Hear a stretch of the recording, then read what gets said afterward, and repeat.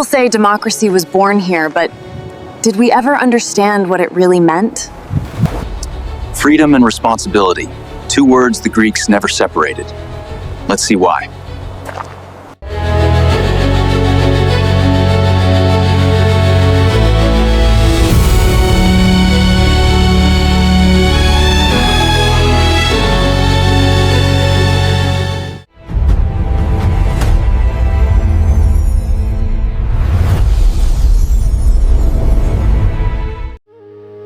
Two and a half millennia ago, among the stone hills of Attica, a small city-state dared to invent a new idea that every citizen, not a king or a god, could have a voice in shaping destiny.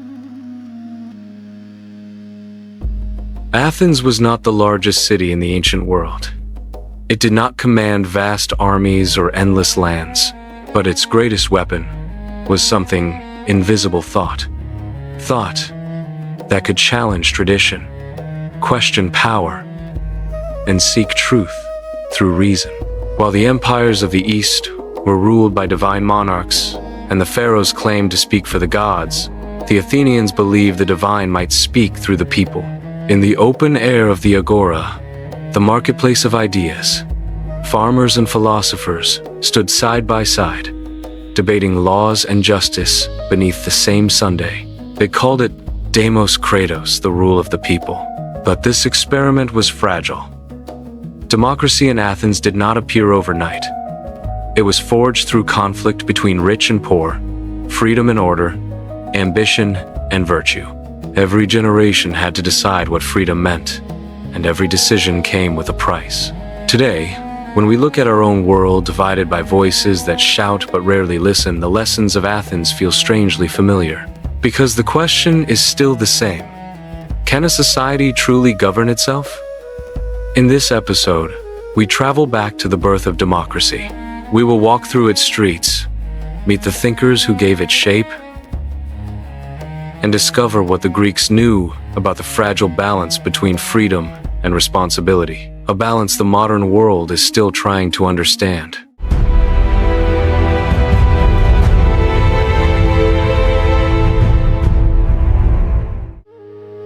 The birth of a new idea. Long before Athens became a symbol of democracy, Greece was a land of scattered islands, rival tribes, and competing city-states. Between the 8th and 6th centuries BC, what we now call Greece was not a unified nation. It was a mosaic of independent polis: Athens, Sparta, Corinth, Thebes, and dozens more, each with its own laws, gods, and ambitions. Life in these cities revolved around survival, honor, and the ever-present shadow of war. Power belonged to kings and noble families. Common citizens, if they had a voice at all, were expected to obey. But beneath this world of hierarchy, something was stirring: a quiet revolution, not of swords, but of minds. The Greeks had one advantage that changed everything. They were curious. Surrounded by the sea, they became sailors, merchants, and storytellers.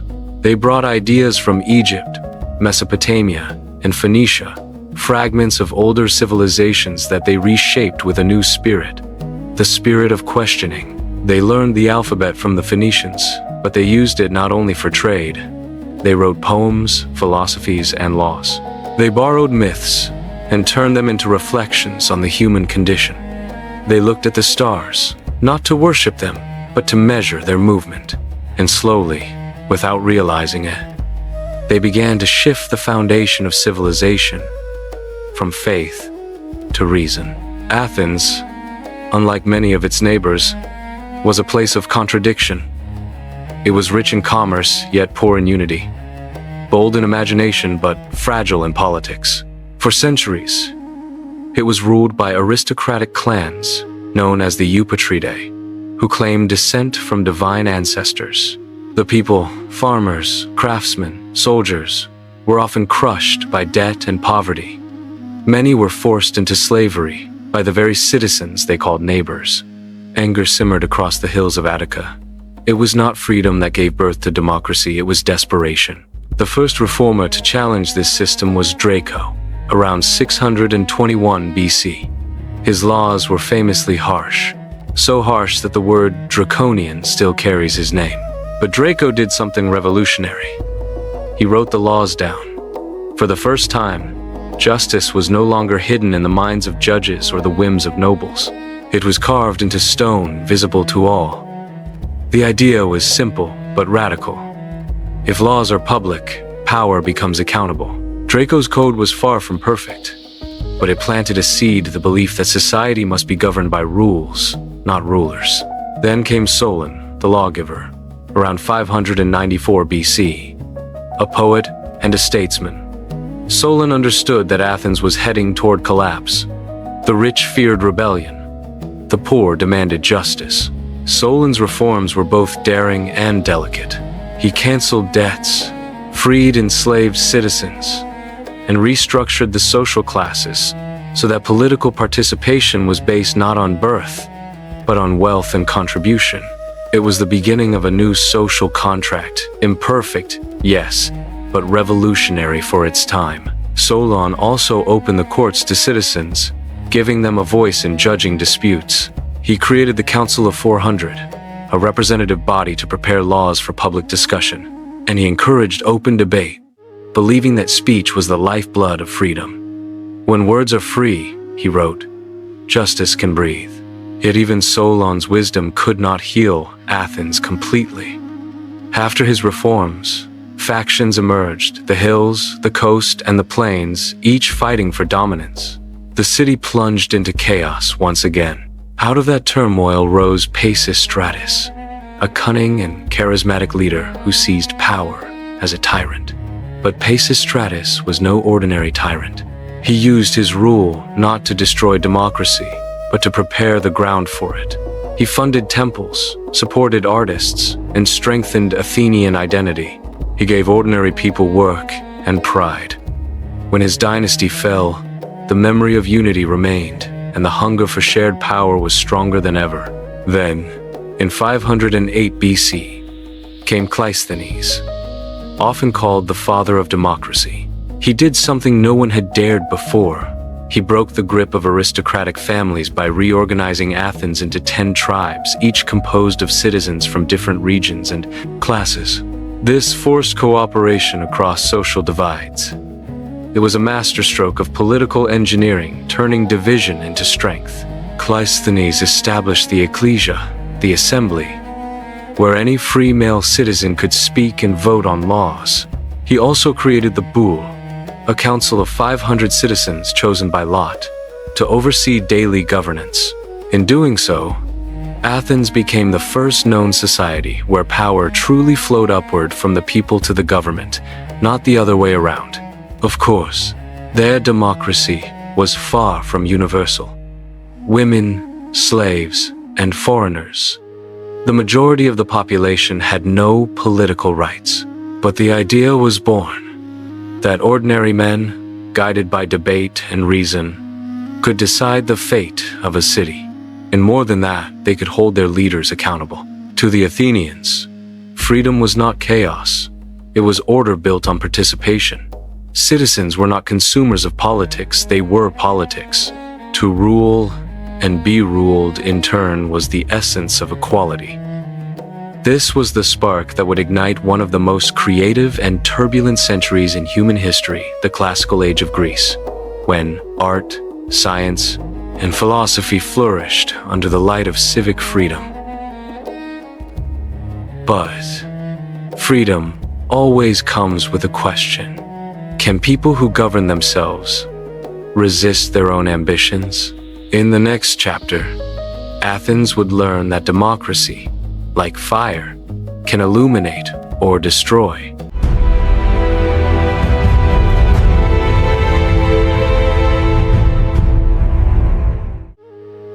The Age of Thought and the Test of Freedom.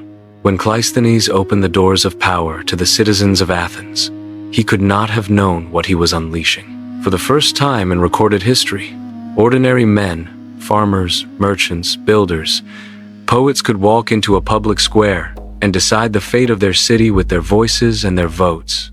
The agora became more than a marketplace. It was the heartbeat of Athenian life. It was where politics met philosophy, where trade met art, and where the destiny of Greece began to echo through the centuries. Each morning, the city would awaken to the sound of sandals striking marble. Citizens gathered in the Pnyx, the great open hill where the assembly met. They stood beneath the open sky, facing one another as equals, ready to speak, to argue, and to be persuaded. There were no microphones, no platforms, no screens, only the strength of reason and the power of rhetoric. Those who could master the art of persuasion ruled the day. In Athens, words were weapons sharper than swords. From this fertile ground grew the most extraordinary bloom of human creativity the world had ever seen. In just a few generations, Athens gave birth to the playwrights Aeschylus, Sophocles, and Euripides, men who used tragedy not just to entertain but to ask timeless questions. What is justice? What is fate? What happens when humans defy the gods, or when the people become their own gods? In their theaters, citizens gathered to watch the stories of kings and commoners, heroes and cowards, lovers and tyrants. And through these stories, they learned to see themselves. Philosophy too found its home in the open air of Athens.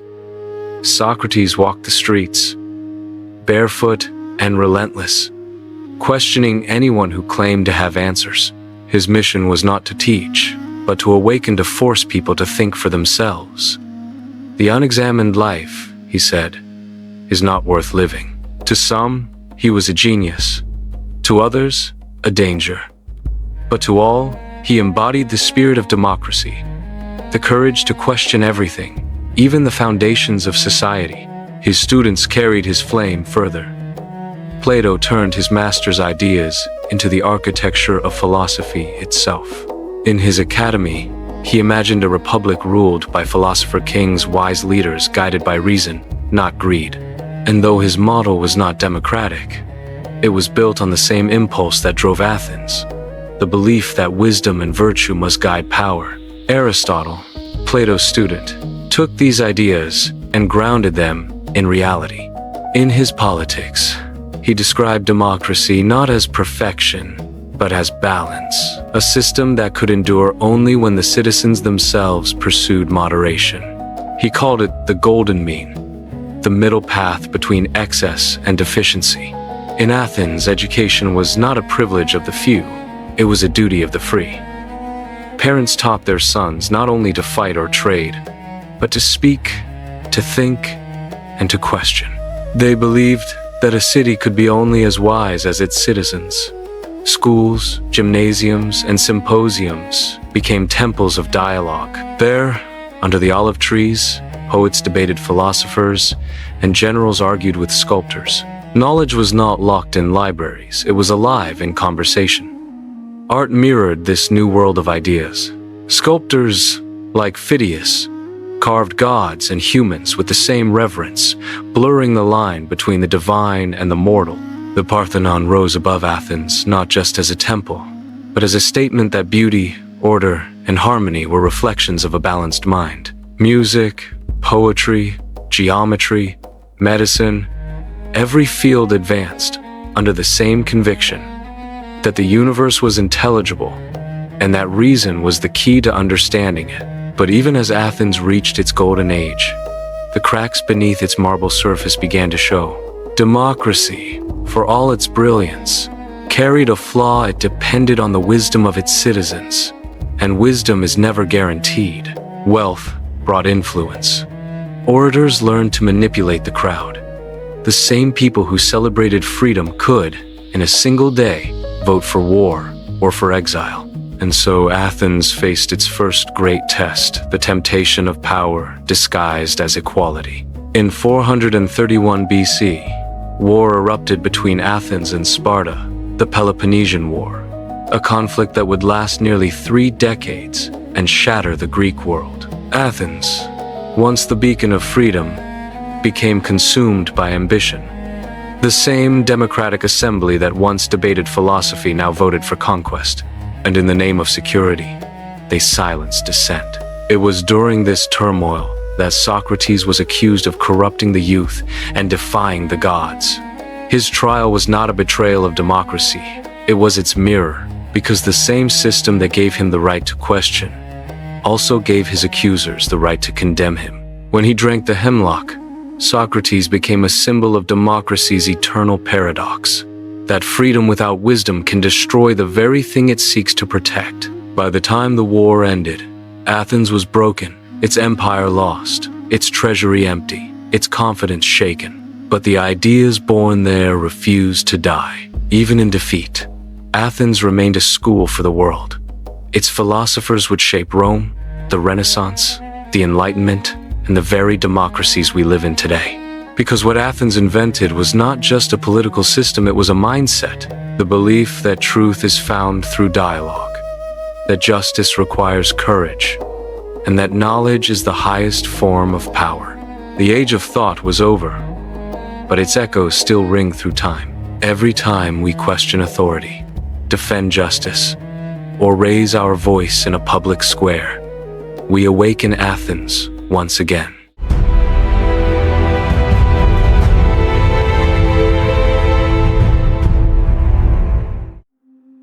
The modern echo, how Greek wisdom still shapes us. The marble of Athens may have cracked, its statues faded, and its empire long vanished, but the ideas born in its sunlit squares still shape the way we think, build, and dream. The modern world, for all its complexity, is a reflection of those first experiments in freedom. Every parliament, every classroom, every protest that calls for justice carries an echo of that Athenian voice that once rose above the agora. And though the centuries have buried Greece beneath layers of empire and technology, our foundations, political, artistic, and intellectual, remain carved in Greek stone. Consider our cities. The Greeks built their temples not only as homes for the gods, but as lessons in proportion, harmony, and light. The Parthenon was designed so that every column, every line, was slightly imperfect, because they understood that perfection is lifeless. True beauty, they believed, lies in balance. Today, our architecture, our art, even our algorithms search for that same equilibrium between chaos and order, simplicity and complexity. When we talk about design thinking or human-centered systems, we are still speaking the language of Athens. In politics, too, their legacy endures.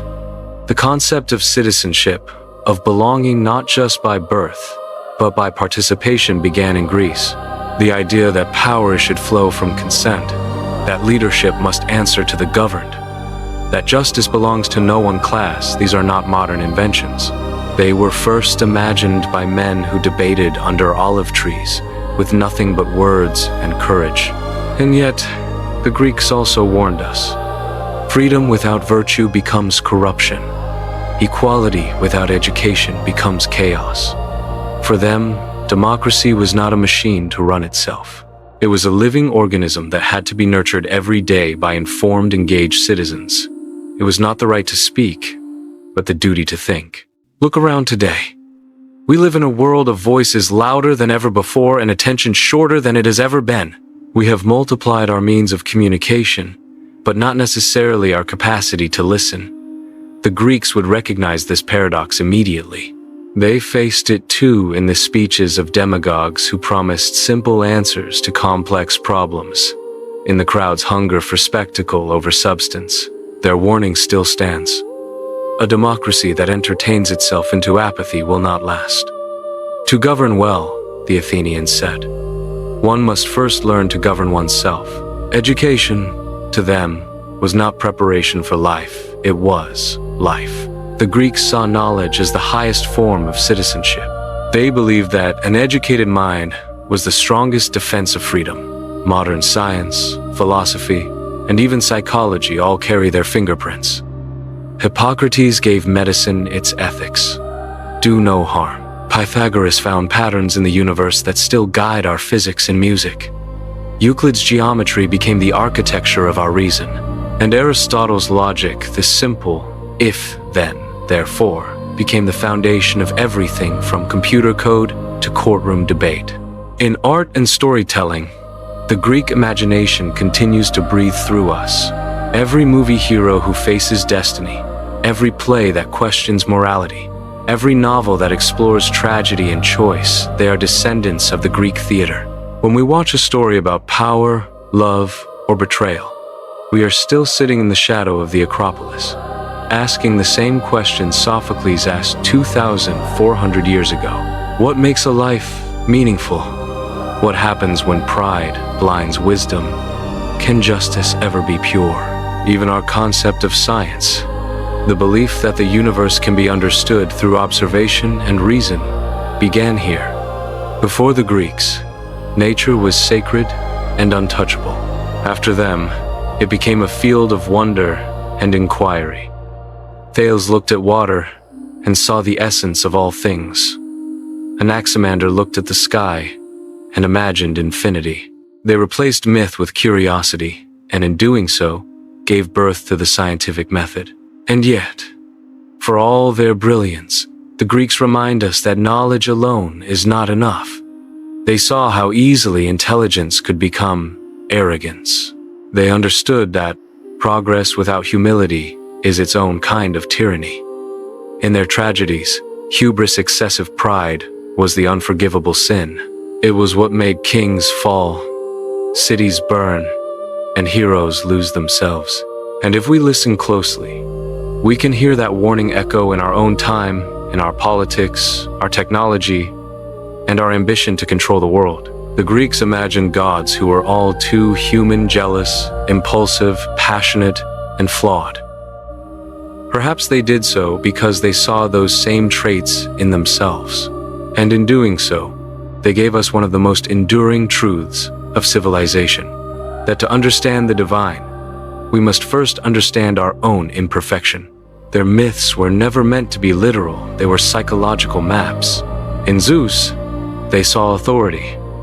In Athena, wisdom. In Dionysus, freedom and madness. In Prometheus, the price of innovation. These archetypes still live in our collective mind, in our leaders, our artists, our inventors, and our rebels. Even our modern revolutions, the Renaissance, the Enlightenment, the founding of republics, were rebirths of Greece. When America wrote its constitution, when France declared the rights of man, when scientists and artists began to speak of reason and liberty, they were all, consciously or not, reaching back to Athens. The West inherited its optimism, its curiosity, its belief in human potential, and also its flaws from the Greeks. We built nations on their words, but too often forgot their warnings. Because the Greeks never believed democracy was a destination. It was a discipline. It required practice, humility, and courage. They knew that truth would always be contested, that the crowd would always be tempted by comfort, and that wisdom would always be the hardest voice to hear.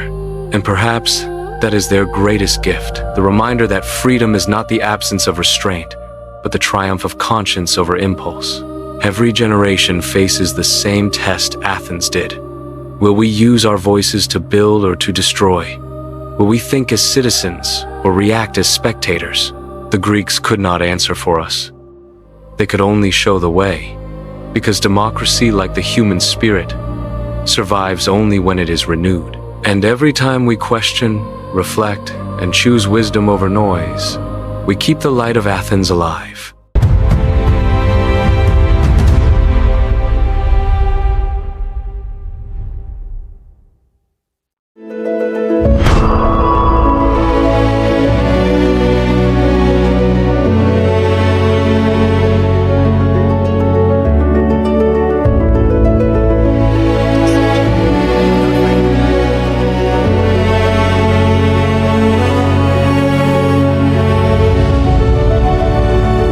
Sometimes I wonder if they ever imagined their ideas would echo this far.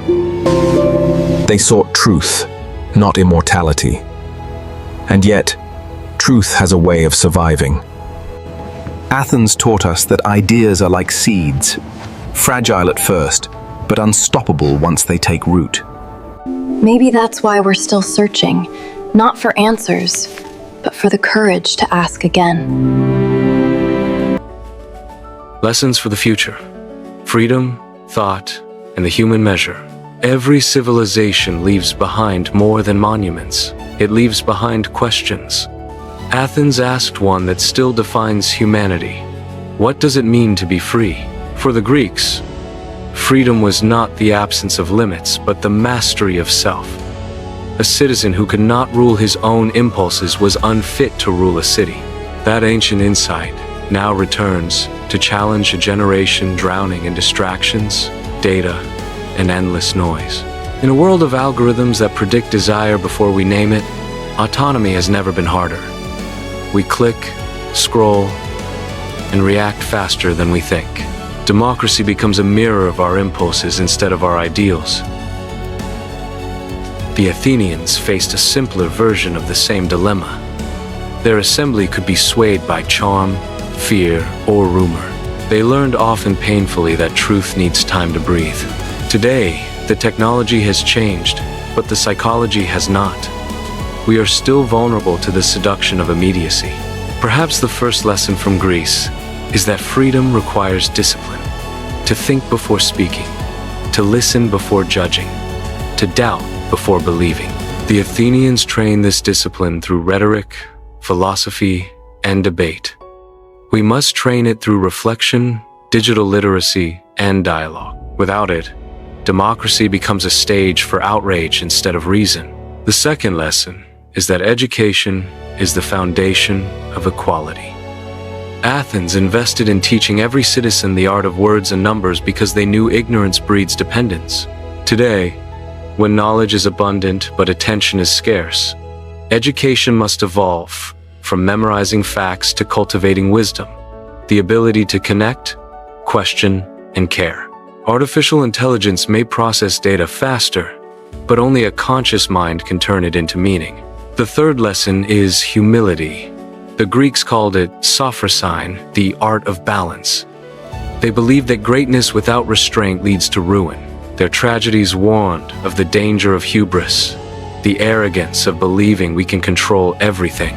Our age, armed with technology capable of shaping life itself, needs that warning more than ever. Progress without moral reflection is the modern form of tyranny. And finally, there is the lesson of community. The Greek polis was not just a place, it was a shared project. Citizens built their identity through participation. Freedom was collective. They understood that isolation weakens judgment and that belonging gives purpose. In a time when digital life separates us into echo chambers, reviving that civic spirit, the will to build together, may be our most urgent task. So what then? Does Athens whisper to us across the centuries? That liberty without virtue is fragile. That thought without empathy is dangerous. That knowledge without purpose is empty. The Greeks measured life, not by wealth or conquest, but by excellence of character, arete. It meant living fully, thinking deeply, acting justly. That measure is still ours to reclaim. If we are to build futures worthy of our intelligence, we must recover their courage to ask difficult questions and their faith that truth, however fragile, is worth defending. The age of reason was not a gift from the gods. It was a choice made by ordinary people who decided that dialogue was more powerful than domination. The same choice stands before us now.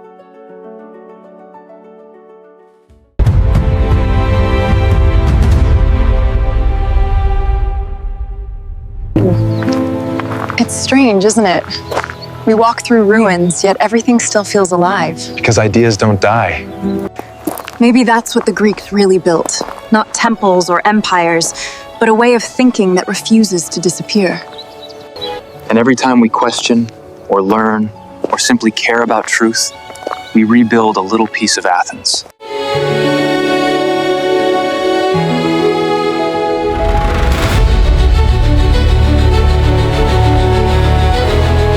If this journey through time inspired you, don't forget to like this video, share it with someone who loves history, and subscribe so you won't miss where we go next. Because next week, we travel beyond the Mediterranean into the sands of Egypt.